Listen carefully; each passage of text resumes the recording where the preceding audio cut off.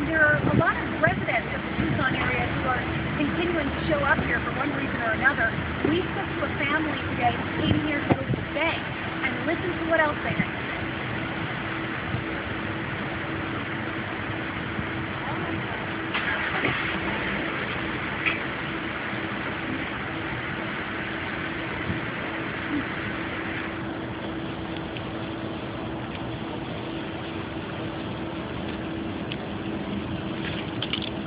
And there are probably many more people just like her who plan to come here on Saturday because there are so many stores around here. This is a business district of Tucson, but decided for one reason or another not to show up.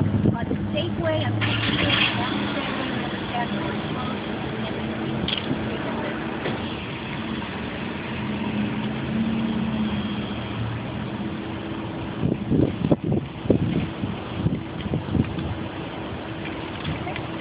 Thank you.